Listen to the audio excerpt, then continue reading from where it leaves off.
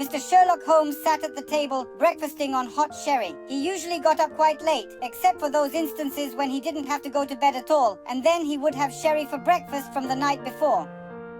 I was sitting in the chair nearby, twirling a stick in my hands, left behind by our visitor yesterday. A good thick stick it was, with an inscription engraved on it. To James Mortimer, from his friends at the CC, and the date, 1884. Well, Watson, what is your opinion of it? We missed our visitor yesterday, and we don't know why he came. So, let's at least try to reconstruct the image of its owner from the stick. You begin. In my opinion, this Dr. Mortimer is a successful elderly physician, moreover, respected by all. Why? Because his friend presented him sticks like this. All right, excellent. Moreover, I'm inclined to believe that he is a country doctor, and therefore he has to make long round on foot. And why is that? Because his walking stick is quite a good one from the past, is worn, that I can't imagine it in the hand of a city doctor. The stick iron tip is completely worn out. Apparently Dr. Mortimer has covered quite a few miles with it. A very sound argument. Once again, and not from France, from CKL. I presume that the letters KL stand for club, and C stands for Chicago. Thus I believe he is a member of Chicago Club. Watson, you've outdone yourself. Your son Vyacheslav can be proud of you. I must note that while vividly describing my modest achievements, Watson usually downplays his own. And even if he himself does not particularly shine in the field of criminology, he is in any case a beacon of light in this same field. After all, there are few people who, despite not being particularly talented, do not lose heart and stick to their path. A member of Chicago Club. How about that? Watson, let me have a look now. Well, it's not earth-shattering, but it's still intriguing. There are certainly some bits of information here. Well, it's unlikely that I missed anything. Sorry, my dear Watson, you've missed almost everything, but there are some correct guesses. This individual undoubtedly does not practice in a city, and he has to undertake long walks. Well, that's it then. In this regard, yes. And there is nothing else to understand here. No, it can be like this. For instance, I would say that such a gift is more likely to come from a psychiatric hospital or a drug treatment center, rather than from a Chicago Club. Why is that? Well, would you need a cane, Watson? Probably not. After all, I am not limping. So, does Dr. Mortimer limp? We don't know. Did our visitor today, Mrs. Hudson, have a limp? No, he just forgot his stick. Well, you see, Watson, he's not limping, and he was given a cane. Clearly it was gifted by some peculiar individual. Well, interesting. Well, when the letters C and K stand in front of the clinic, what name suggests itself? Chicago. No, Charing Cross. So, doesn't Chicago start with a CH? Well, a lot of things start with CH. For instance, chocolate. Chocolate? Well, I do know about chocolate wrapping. Easy, Watson. No need for wraps. We are in England after all. So it's Charing Cross. Well, perhaps you're right. All signs point to such an interpretation. All right, let's assume this letter signifies a clinic, and this person practices in a village. Well, is there anything else we can understand apart from this? Let us check what we already have. And look in the directory, all England's doctors, listed under M.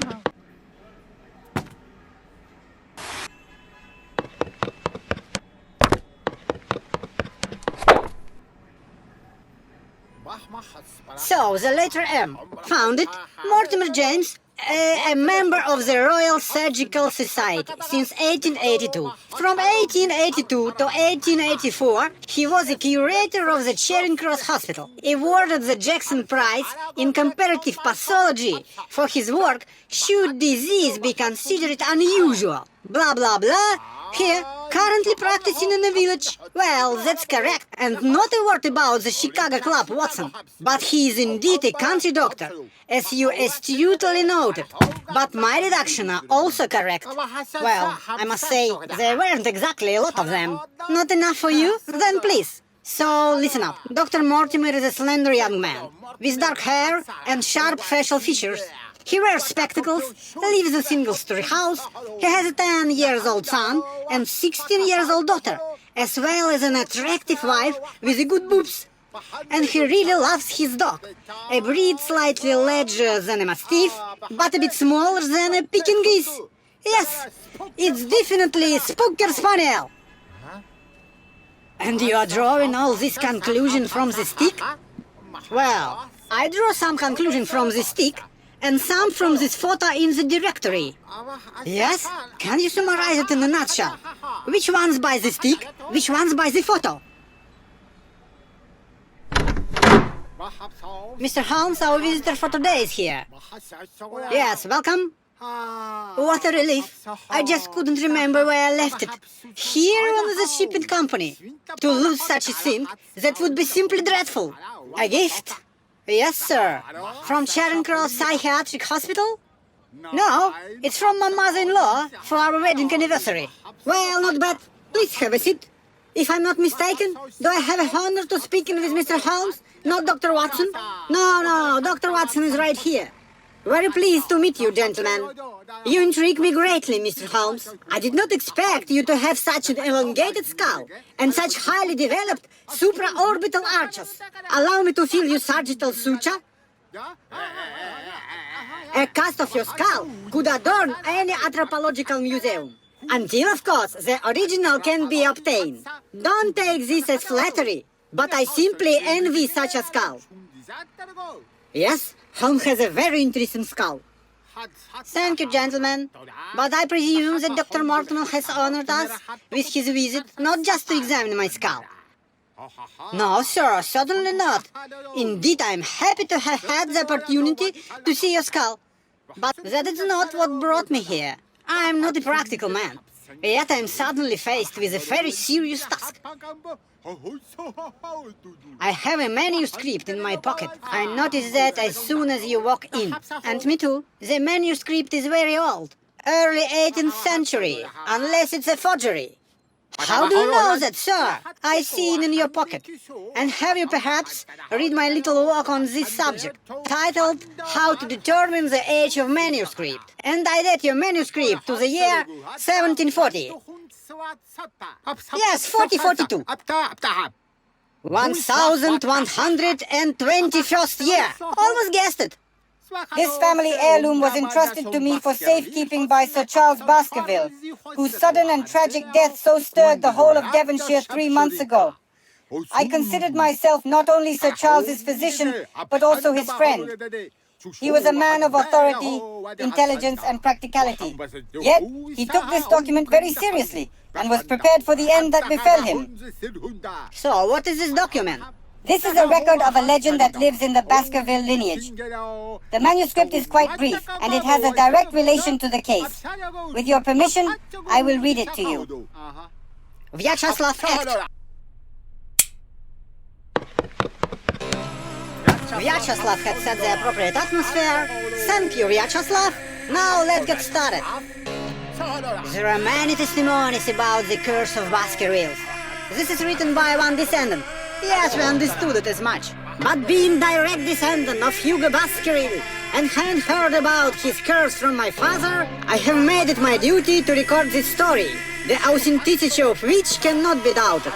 And I want you, my children, to believe that the highest judge had the power to punish us for our sins and to forgive them with his inherent mercy. And that there are no curse so heavy that it cannot be redeemed by prayer and repentance. Have you sinned? Repent. Yes, it's not difficult there. So beware of sinning in the future, lest we once again doom ourselves by giving free rein to the dark passion that have caused so much harm to our kind. Now then, that during the time of the Great Uprising, the Baskerville estate was owned by Hugo. And this Hugo can be justly called a man of unrestrained, ungodly, and impious nature. It must be said that saints have never frequented our parts, but Hugo had a propensity for reckless and cruel jests, which made his name a byword throughout all of town. It so happened that this Hugo fell in love with a farmer's daughter from the slums, if one could call his dark passion by such a pure name. But the young woman, known for her modesty and virtue, was terrified of his name alone and avoided him at all costs. And so, one day, which was on Saint Valentine's Day, Hugo Baskerville and a few of his friends, the most reckless and mentally challenged, sneak into the maiden's house and, knowing that her father and brother were away, took her away.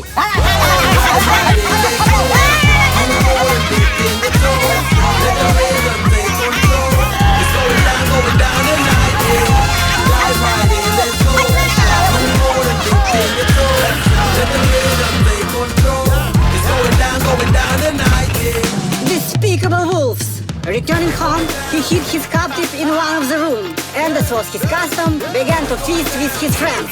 The unfortunate girl was nearly driven mad, hearing the singing, shouting and terrible curse coming from beyond the wall.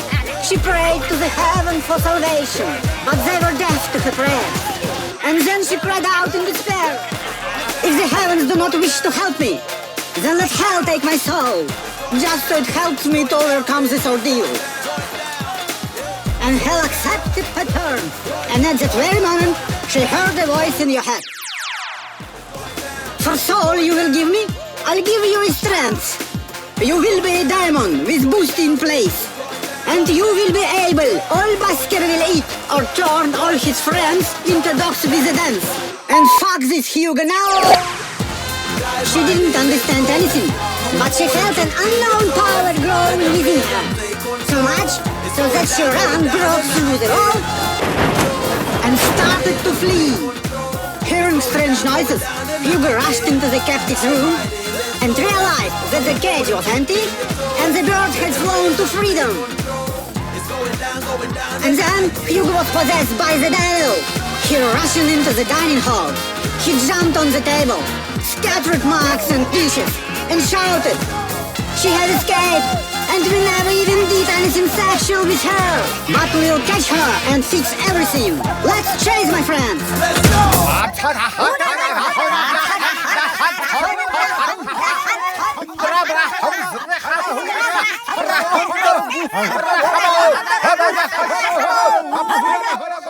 Hold on! Fuck off!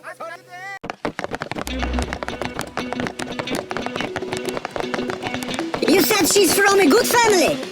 Well, you just haven't seen the bad ones yet. Hey, you won't be able to escape anyway. Fuck you, jerk! Lord, what's wrong with me? I've never cursed like this before. I'm from a good family. Something changed in me.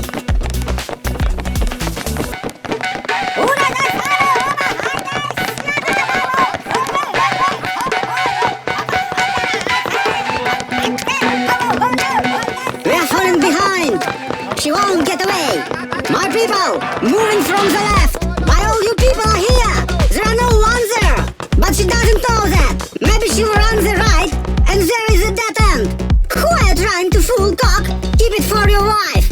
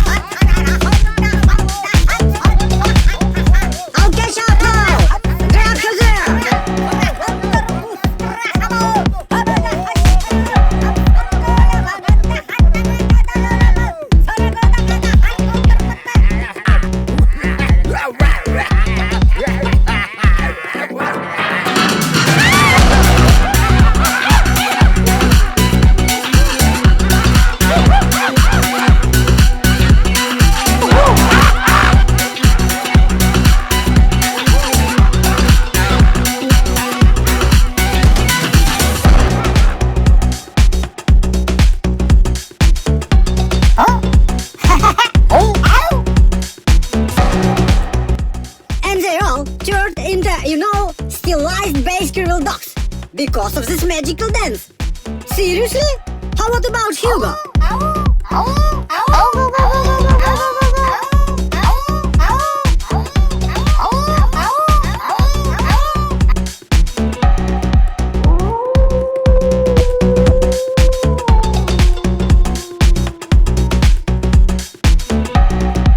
Hugo, where have you been? We have been looking for you. And where is everyone? Well, everyone's here.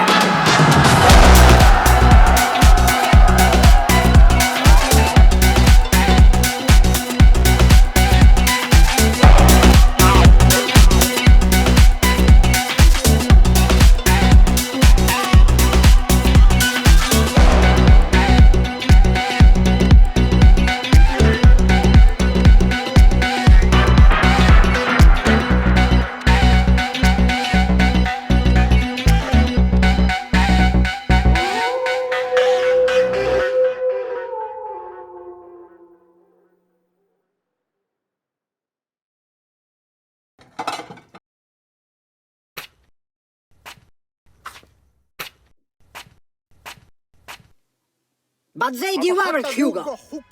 Devoured? Why didn't it just turn into a dog too?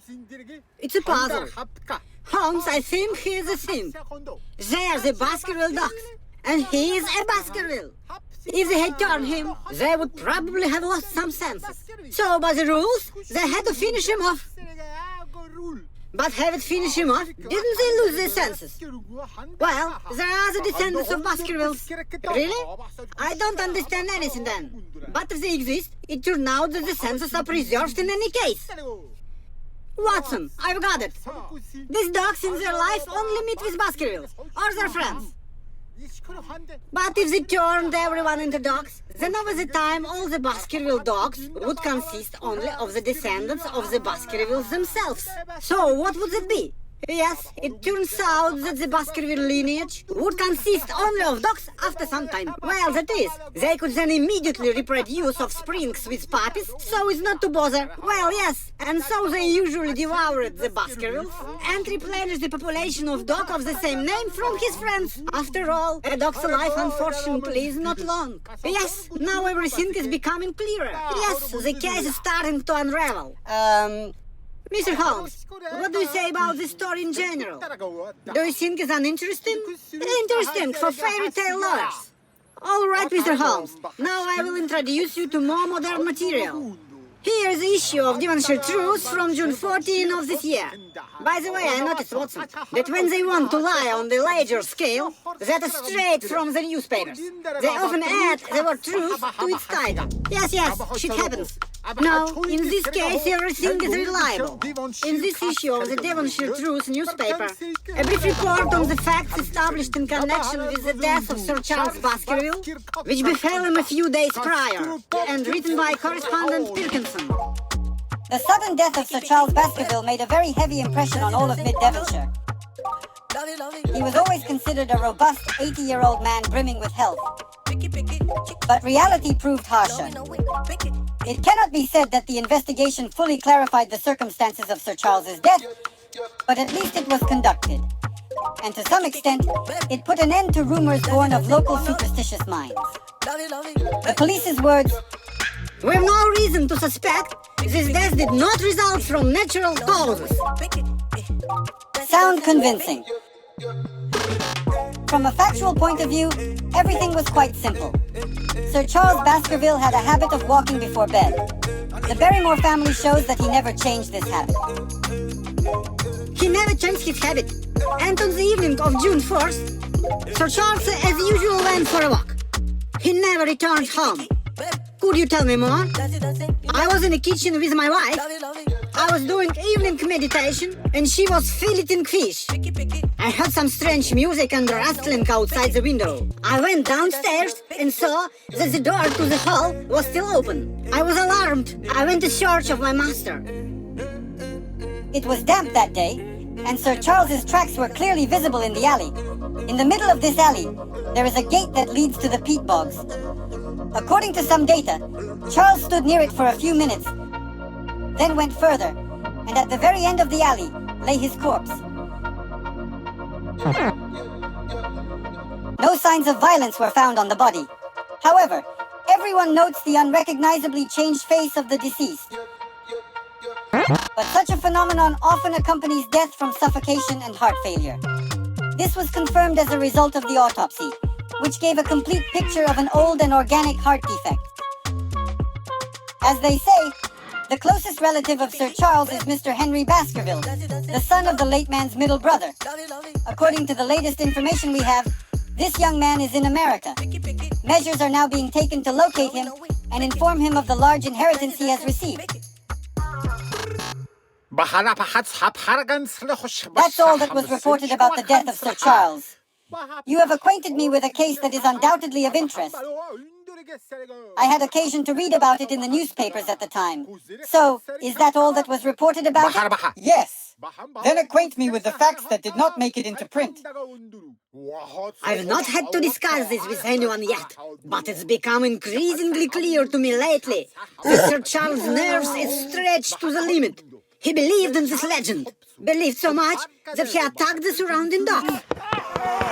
It got to the point where people were afraid to walk their pets on the moors because Sir Charles could appear at any moment. And who knows what the other dark crime this encounter could have ended with. Yes, a strange story. So, he himself attacked the dogs? Yes, he was just constantly in a state of stress and drunk all the time. Very reckless, as alcohol only exacerbates stress symptoms. Absolutely right. But Sir Charles was no longer able to realize this, and soon he began to hallucinate these Baskerville's dogs. I remember, as if it were yesterday, how once, walking around our area, accidentally found myself near the dead lady bear, and casually glancing at the veranda, I saw Sir Charles, who was in some kind of borderline state. Sir Charles! Sir Charles, I'm here! Sir Charles!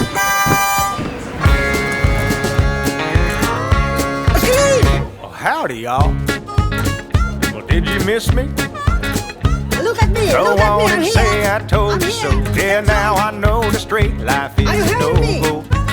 Look at I me! was wrong. Do you hear me? I tried to not? get domesticated, Hear but me. yesterday Sir I Charles, I'm found here. it good. Do you hear me? And I was gone. I probably should have told my Or wife, can't but you the hear minute me? I saw Sir the light, Charles? I just ducked. I dressed up in Can't you a hear suit me? and tie, Look pulled at out me. the driveway, Mamma mia. 7:45. Yeah, Don't in the hear morning. absolutely. She started having big fever. She made me trade my Harley for a Kia. Oh, help me, Lord. I saw my reflection in the minivan and thought, this ain't who I am. So I dug out my boots and threw out the fanny pack, sold the flag and got my old Harley back, cranked up the bike and flew out the cul-de-sac, straight to the nearest bar. AC/DC on the jukebox, back in black, got so drunk I singing like a maniac, smoked so much I about had a heart attack. I woke up in someone's yard. Rascal is back.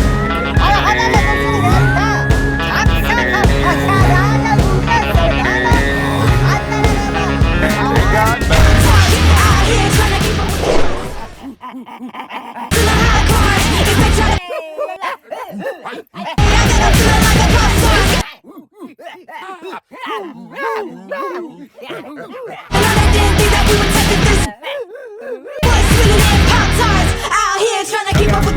Threw out the fanny pack, sold the plan, I got my own Harley back, cranked up the bike and flew out the cul-de-sac, straight to the nearest bar. AC/DC on the jukebox, back in black, got so drunk I singing like a maniac, smoked so much I about had a heart attack. So it's a fact, the rascal is.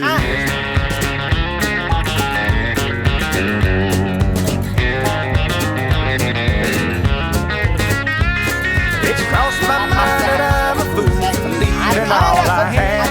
But then I think about I barely managed to calm him down and took him outside for some fresh air, where he was able to regain his composure. Did he tell you himself that he saw some hallucination of the Baskerville dogs? No, but he has such an expression on his face that it became absolutely clear that he saw them.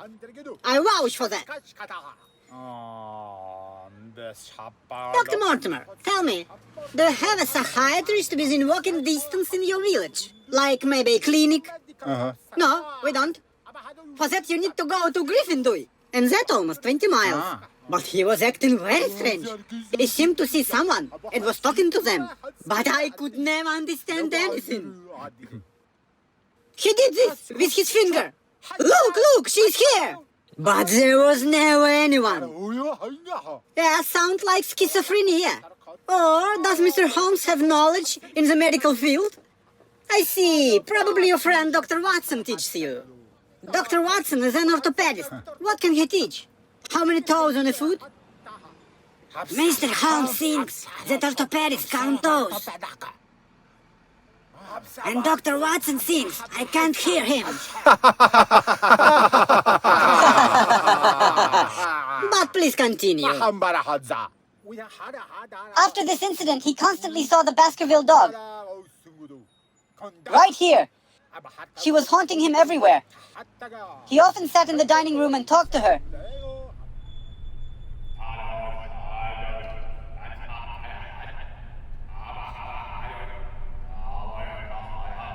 Do you understand he was talking to thin air? Because there was never anyone there. He was delirious, do you understand? I understand. He went mad. So, Mr. Holmes, I thought so too. But one day I came to Sir Charles during the day, and entering the dining room, saw the silhouette of a woman in the open door.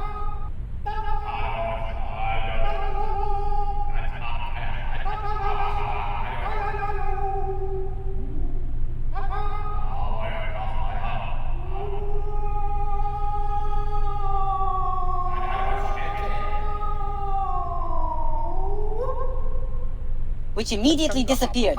Sir Charles explained that it was the older dog who had just left. And now I think that maybe I went mad too. And he saw her constantly. I can't say for sure, but over time he seemed to fear her less. And once he even said a phrase that surprised me.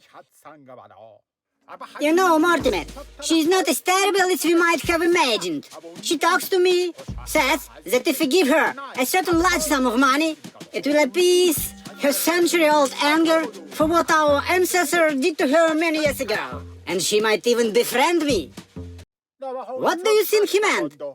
I was just about to ask some leading question, but something distracted us. Good morning. Good morning. Good morning. And then I never got a chance to ask Sir Charles what he meant by that. Was it considered acceptable for Mrs. Barrymore to walk around the house in such a revealing outfit? Well, first of all, it's hot, and secondly, after hundreds of years of service, the generation of Barrymore at Baskerville Manor have become so close to each other that they no longer pay attention to certain domestic detail. Hello. Good morning.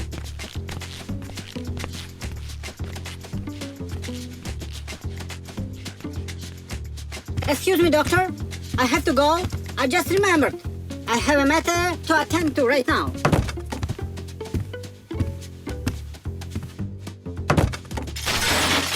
Well, that's interesting. Well, please, continue your story. 3 days later, the butler Barrymore, who found Sir Charles's body at night, sent for me. Call Mortimer! And why did he send for you, and not the police? Well, I was a friend of Sir Charles. And what do you think if my sewer bursts, should I send for Holmes? After all, I'll send for the rescue service. And he sent for Dr. Mortimer. Really strange. So, I arrived at Baskerville Hall quickly, at most within an hour. I followed Sir Charles's trail all the way down the Palm Alley, examined the spot by the gate where he used to stop. I confirmed that apart from his tracks on the soft gravel, only Barrymore's footprints were visible. And finally, I thoroughly examined the body, which no one had touched before my arrival.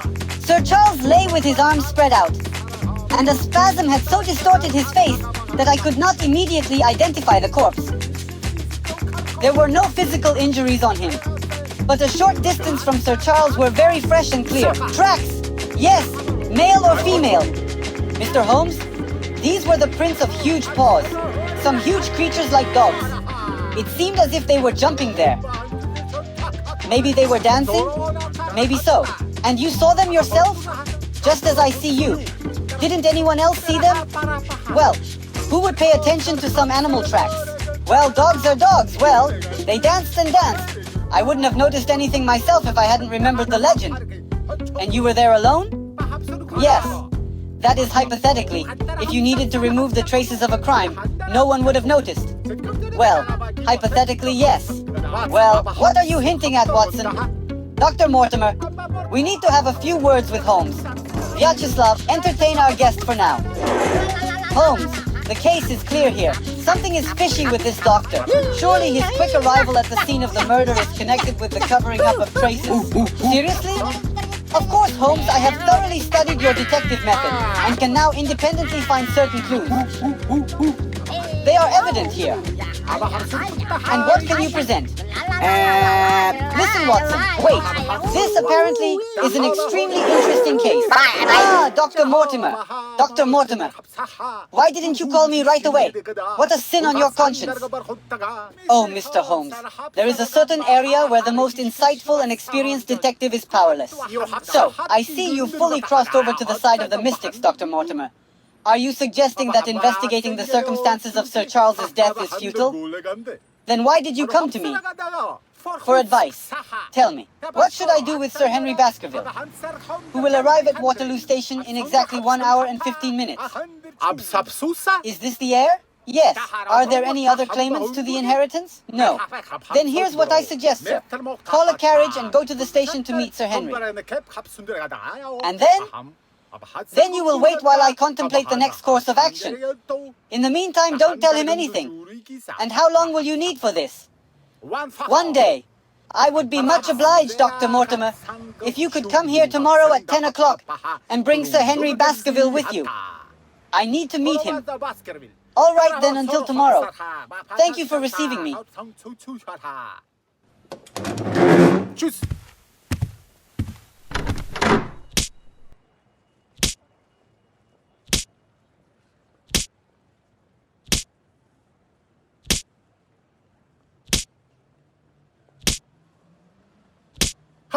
I suppose I'll go? I won't be bothering you? Are you leaving, Watson? Yes, if I can't be of any help to you. No, my friend. I really will find it more useful to think in the silence of solitude. All right, then I'll go for a walk around the streets. Maybe stop by a bar and have something suitable to drink. All right. When you pass by Bradley's, please stop by and ask him to send me a pound of the strongest tobacco. Thank you in advance.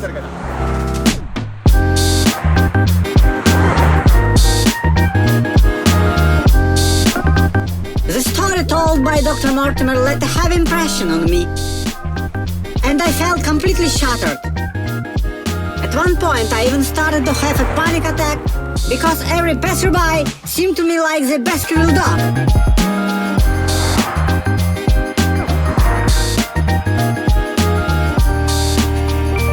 In such a situation, a psychological detox was needed. But I didn't want to take any calming drug or drink anything alcoholic. At least not now. Suddenly, amidst the grayness of the unpleasant present, I noticed something very unusual. And it didn't seem to me that something had been following me all this time. My God, what an unusual appearance. So beautiful, but she has no boobs at all. And it seems she suffers from ankle arthritis.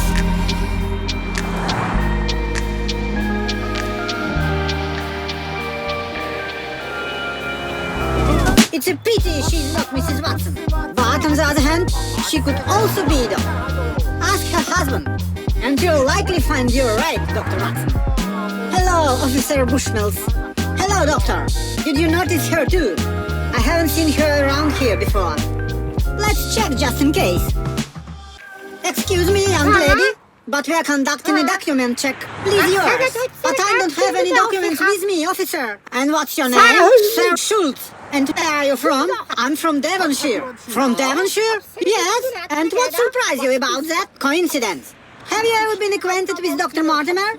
Yes, I know him. He lives 3 miles from my house. A very noble man. Are you acquainted with him too? Met him today. And what did you say your name was? Sarah Schultz. I'm the daughter of Franklin from Full House. Oh, my wife's name is Sarah too. And I'm Dr. Watson. So, you're visiting? I'm staying in the hotel nearby. It's dangerous for a young lady to walk alone at this hour. I should escort you, but I can't leave my post. Perhaps Dr. Watson could do it for me. He's just trolling. Dr. Watson is a friend of the famous detective Sherlock Holmes, and is a detective in some sense himself. Not in some sense, but directly. We're detectives.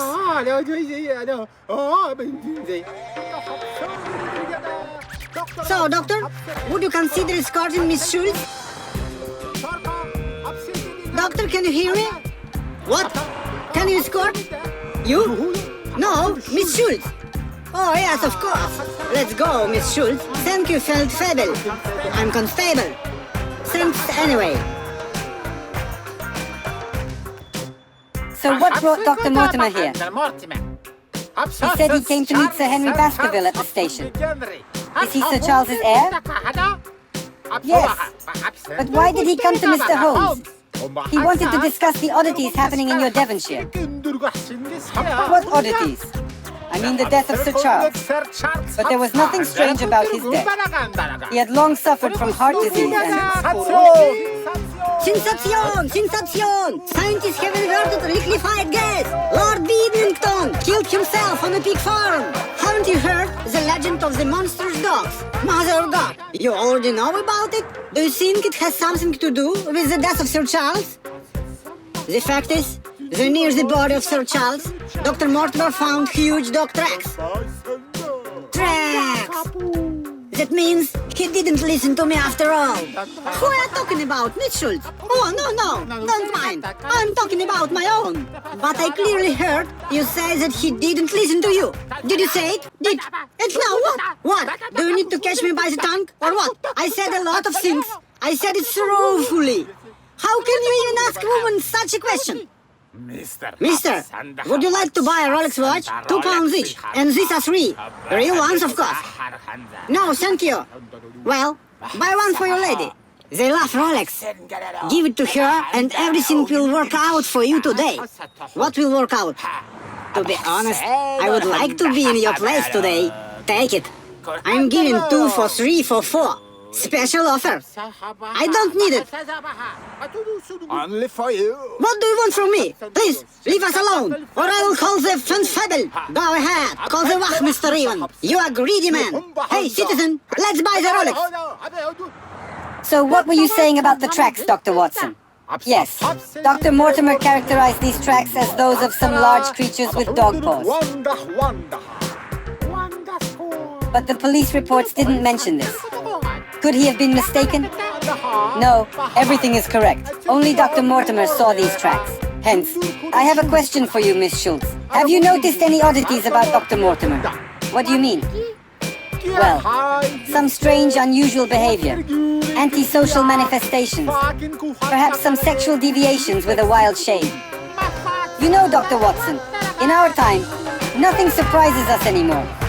But Dr. Mortimer is probably the last on my list from whom one can expect such surprises. Do you think so? Or is it your personal opinion? Dr. Watson, don't look to the left. I'm being followed. Let's walk, as if you don't notice them. Who is following you? Dr. Watson, I must confess you that our meeting was not a coincidence. I needed to tell you something very important. It concerns Sir Henry. It's Martha! Hey! Hey, Martha! The merry widow! Why are you silent? Hey, mister, that's the girl from the tavern Horrible Tackle? I'm not mistaken, am I? A cannon from some Egyptian worship fell on her, and since then she's been hard of hearing. Push her. Miss Schultz, did the cannon fall on you? No. No, you're mistaken. It's not her. Ah, mistaken. It's not her. Sorry then. Sorry. Bye. Choose. See, no one is following you. People made a mistake. Yes, I'm often mistaken for someone else. But here's my hotel. Doctor, can we go up to my room to talk face to face? Please, miss. I just need to inform Mrs. Watson. Here's a phone booth. Call, and then come up to my room 311. Yes, all right. Do you have a smoke? I don't smoke and I wouldn't advise you to. Thanks. I'll keep that in mind.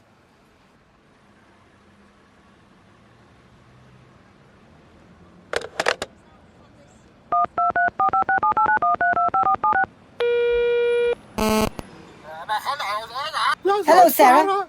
This is Dr. Watson. Dr. Watson. I met a woman from Devonshire. She has a very important conversation with me, which we need to discuss face to face right now. So I won't be coming home tonight. All right.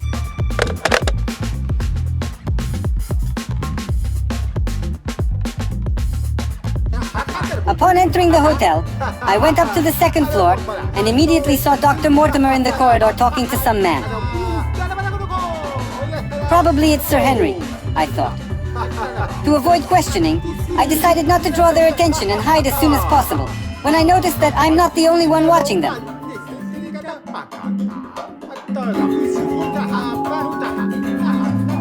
I'll come for you on a horse tomorrow. Yes, yes. Come on a horse. But preferably, there should also be a carriage. All right?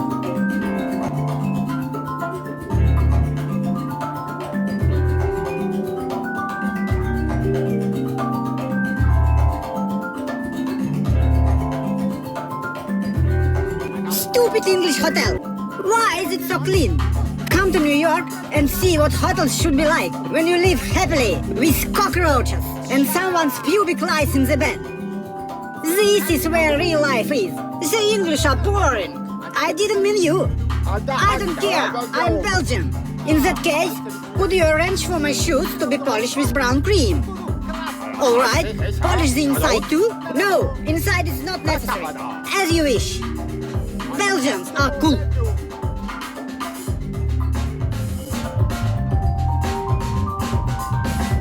Hey, wait! Just a moment!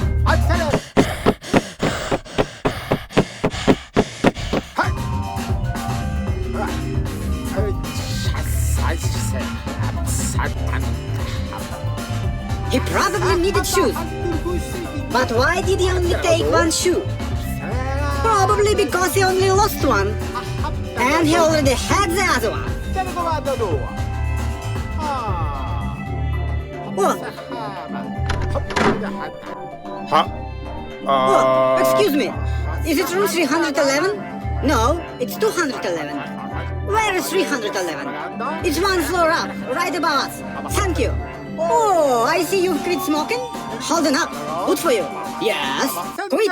I'm telling you, it's an orthopedist. You got yourself an orthopedist? I don't know him. Why do you always only think about yourself? Why didn't you offer me, for example, or Colombo? That's disrespectful, by the way. When did you manage to give him the address of this hotel? So, what's going on here? Felipe called his orthopedist here. Why? Probably something with his legs. We should all use a specialist for our legs. But that's not the point right now. Everyone needs to focus now. What's her room number? 311.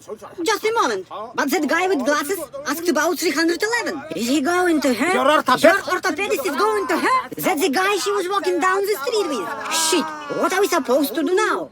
We'll kill them both, and that's it. But there are only 3 of us, and there are already 2 of them. There are actually 4 of us, and Felipe is with us. Oh, then I'm at ease. Felipe, that is you. Very good. Can I use forbidden techniques? Use only them. No techniques today. We will just grab her and carry her out. Then I won't use forbidden techniques. But why did he go to her? Really? What if they are there now? You know what I'm about. Bang, bang. This bespectacled guy hardly looks like a lower hero. You are wrong to think appearances are deceptive. But you certainly can't deceive anyone with yours. Why are you laughing? Are you by any chance handsome? And this elongation, by the way, many people like. Wait, everyone shut up. Here is the plan. The 3 of us climb the fire escape and look through the window. Colombo goes up the regular stairs and knock on her door. And then we'll act according to the circumstances. Well, a plan doesn't necessarily have to be good. But the main thing is that it exists. Yes, at least if everyone asks, we won't be embarrassed that we didn't have a plan. Yes, agreed. Yes, agreed. Stop talking. Remember, at the first opportunity, grab her. What about the bespectacled guy? We don't need him. Then maybe knock him out with the forbidden technique? Good. Let's go. Yes, let's hurry. Go. They're probably naked there already. Why are you pushing?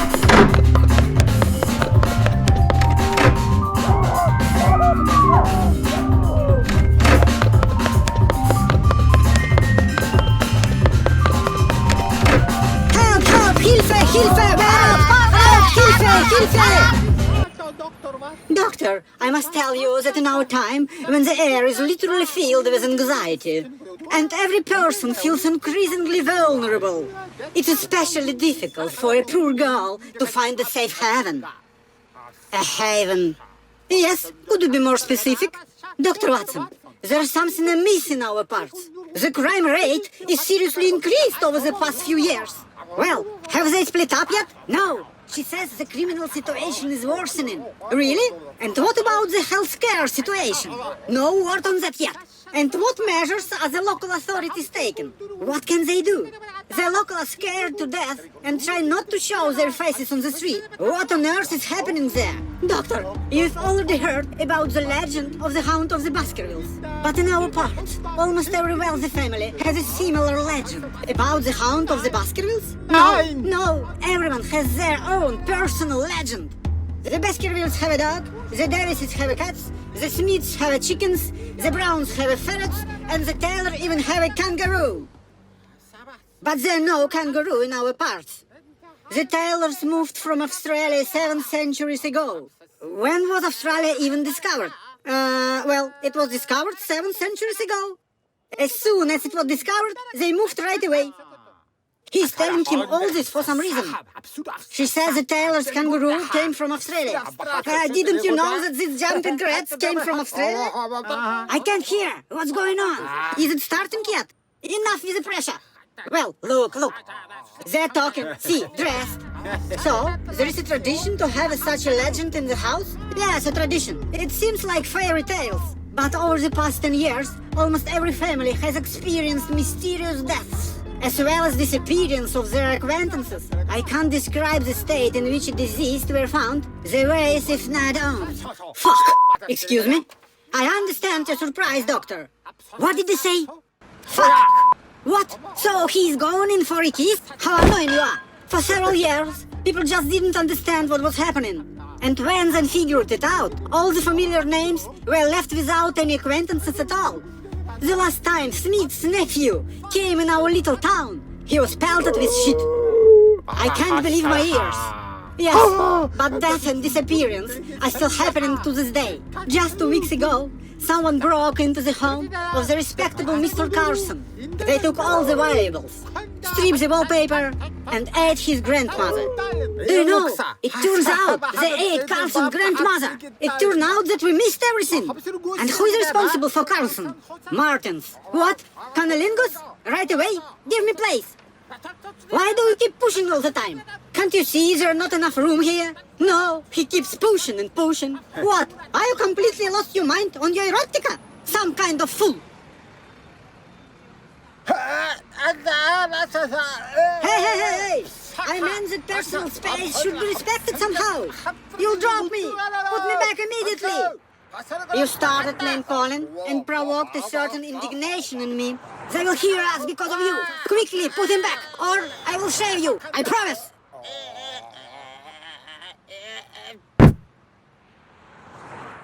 Fat chick! What? If you have strength, you don't need brains? Stop shouting, they will hear. It's strange that Dr. Mortimer didn't tell us about this. Dr. Mortimer is a scientist. He digs in his graves, studying ancient skulls, and doesn't notice anything around him. Miss Schultz, what I've told is so astonishing that I probably need confirmation of your words. You don't believe me?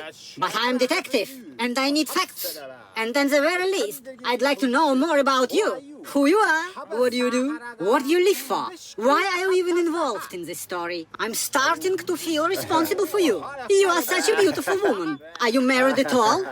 It seems this orthopedist is stirring up memories and trying to attach himself to her. What? Touching, petting? Doctor, look who are there. I'm scared.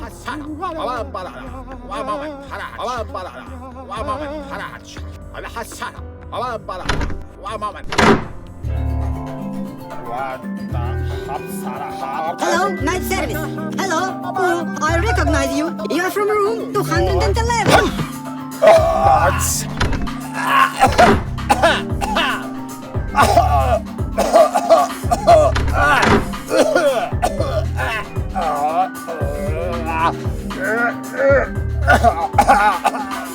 Well, you're feeling better, aren't you?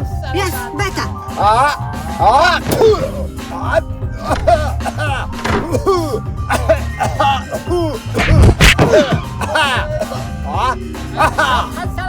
Try to breathe deeper. Does it help? Yes, thank you. It helps.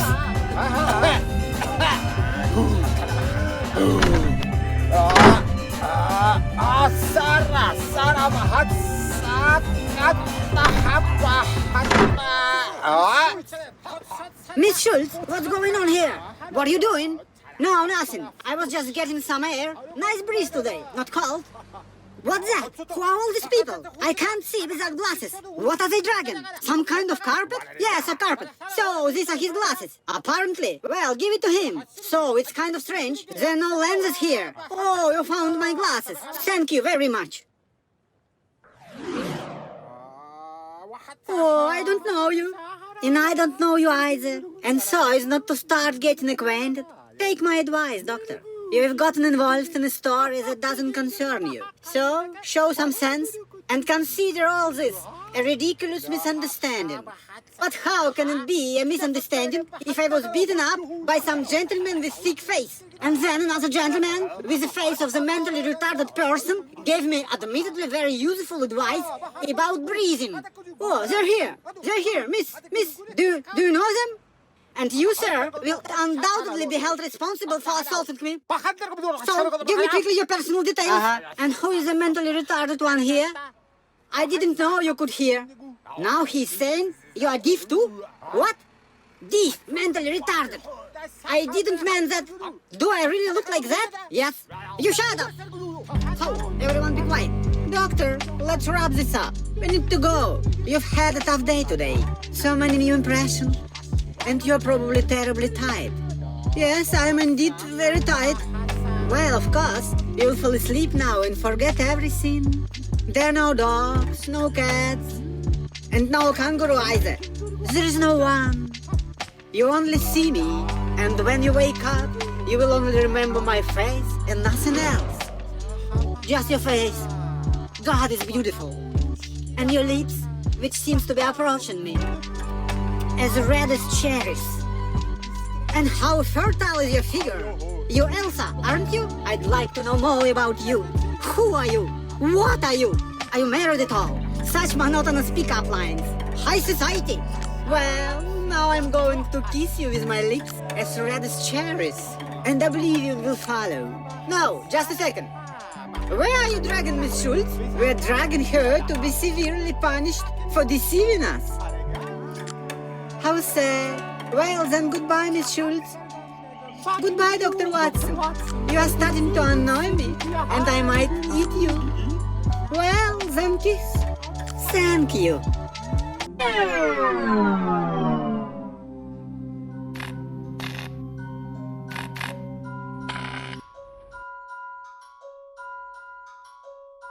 He can't see damn thing. Strange that he is alive with such glasses. I see. This must be some orthopedic glasses with a placebo effect. Yes, right. Yes.